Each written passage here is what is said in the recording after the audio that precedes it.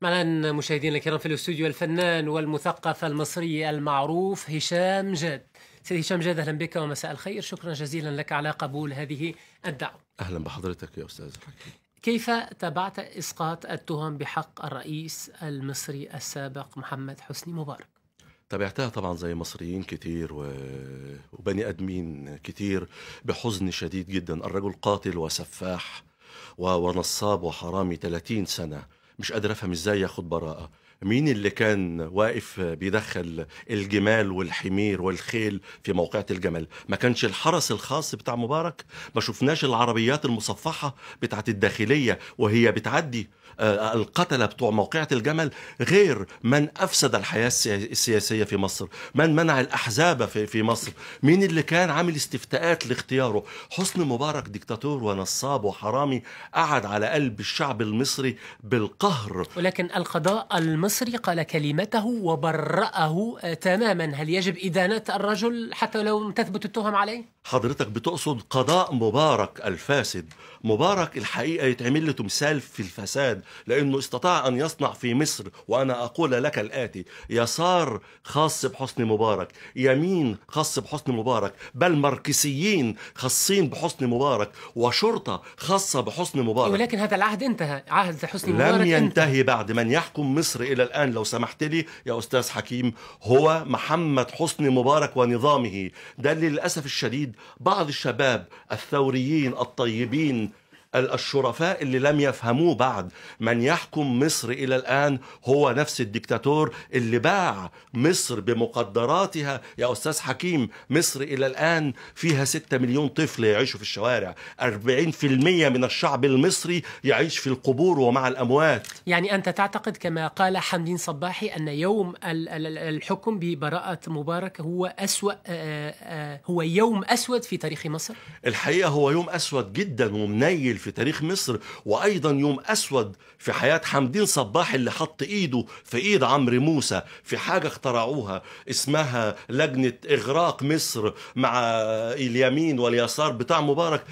انتهز الفرصة عشان اقول لحمدين: كفاية عليك كده يا حمدين، كفاية اللي انت عملته، وكفاية ان انت كنت احد رجال من صنعوا حاجة اسمها جبهة اغراق مصر مع عمرو موسى. عمرو موسى فجأة بقى وطني يا حمدين، فكفاية لعب. اعود الى نص الحكم الذي اصدرته هذه المحكمة المصرية، وهي استندت في حكمها تقول الى نقص الادلة في حكمها بالبراءة، والى، وهذا ما لفت انتباهي، إلى انقضاء الدعوة الجنائية بالتقادم. أدولف هتلر إلى اليوم بتترفع عليه دعاوي القتل والسحل للآخر، لا يسقط بالتقادم. ده واحد. 2، الأدلة موجودة في كل الفيديوهات منتشرة. الناس القناصة، الضابط الرائع بتاع الداخلية اللي بيقول له: عندك حق يا باشا، في عينيه. أحمد حرارة مثلا، مين اللي ضربه؟ من يتحمل مسؤولية اليوم بعد تبرئة مبارك؟ نقولها صراحة، ووزير الداخلية أيضا من يتحمل مسؤولية كل القتلى الذين سقطوا في الثورة المصرية؟ مبارك ونظامه هم القتلة، هم اللي لازم يتحكموا محاكمات ثورية. وبعدين العيال الشباب الصغير اللي عمال يحبس فيهم كل يوم، بنت خارجة تعمل رابعة حبسها ازاي؟ وبنت صغيرة، بنت شاعر أظن اسمه رفعت سلام. يذكر فقط مشاهدينا الكرام أنه تم اسمها يارا بين 2 و5 سنوات الأسبوع الماضي على 78 قاصرا في مصر بتهمة هي معروفة، هي التظاهر لصالح رئيس المعزول محمد مرسي في 2013 دعما له. ده يخش أي منطقة. أنا بقول لسه حضرتك بس بنت عيلة صغيرة، بنت شاعر صغير، بنت صغيرة اسمها يارا ظن بنت رفعت سلام. لو شفت وشها يا أستاذ حكيم ملاك نازل من السماء. اي بنت حتى حجاب عامله 4 ولا 5 ولا 6، ما اللي يحط 4 يحط 4، اللي يحط 5 يحط 5. هو في ايه بالظبط؟ لماذا ثرنا على هذا الدكتاتور الظالم؟ رئيس مصر الحالي يطمئنك بالقول والتأكيد أن مصر لا يمكن أن تعود إلى الوراء بعد قرار المحكمة بإسقاط التهم بحق مبارك. مصر رجعت إلى الوراء، مصر راجعة إلى الوراء وإحنا في داهية. بس ده من ستر ربنا إن الغرقان ماهوش دريان. هذا القضاء الفاسد لابد من الخلاص منه. الشرطة اللي قاعدة بتغتصب وتقتل وتعذب المواطنين داخل السجون أصبحت سلخانات. احنا بنضحك على مين؟ احنا بنضحك على مين؟ أنا فقط عايز أقول كلمة في النهاية لابن عروس: ولا بد من يوم معلوم تترد فيه المظالم، أبيض على كل مظلوم، أسود على كل ظالم. واضح.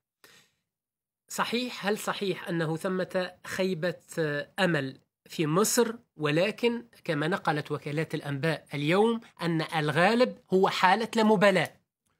في حالة لا مبالاة وفي خيبة أمل، لأنه 4 سنوات يعني يسار مبارك شغال كويس قوي، غسل مخ الشباب، حتى ماركسيين مبارك غسل مخ الشباب، حتى اللي كان رمز للناصرية حمدين حط ايده في ايد رموز مبارك، فده يغسل دماغ اي حد. ولكن شوف حضرتك، بقالنا يومين ميدان التحرير في محاولات للدخول مرة اخرى برغم الدبابات، ميدان طلعت حرب وفي قتلى، قرى مصر يوميا مظاهرات.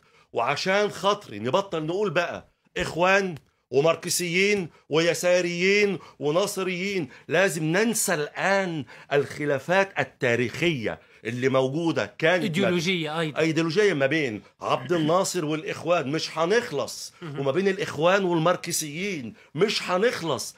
الآن جزر الغاز المصري تباع في البحر المتوسط لقبرص واليونان وغيره، ولا يتحدث أحد.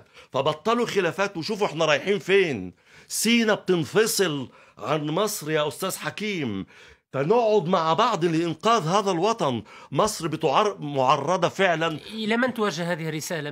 من؟ للقائمين على حكم مصر الآن، لمن يتحدث. سلطة ومعارضة؟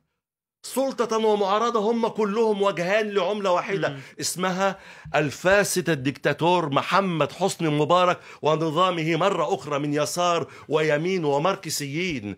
من يحكم مصر الآن هم رجال محمد حسني مبارك، من قائم على الثقافة في مصر والأعلام الآن هم رجال محمد حسني مبارك، ومش عايز أقول أسماء. أنت قبل الدخول للاستوديو أشدت كثيرا بالتجربة التونسية التي لم تنتهي بعد. أنا ما أود معرفته منك، هل خفتت نهائيا آمال التحول الديمقراطي من وجهة نظرك في مصر؟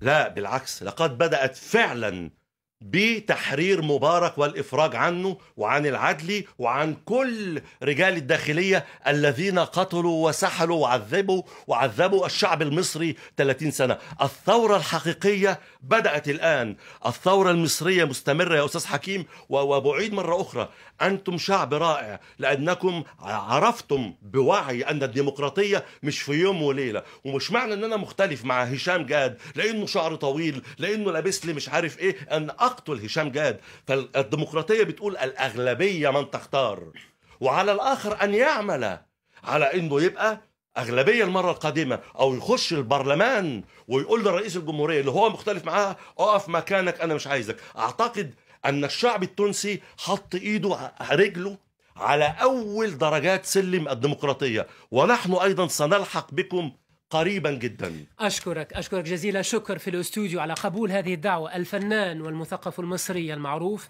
هشام جاد. شكرا يا أستاذ حكيم.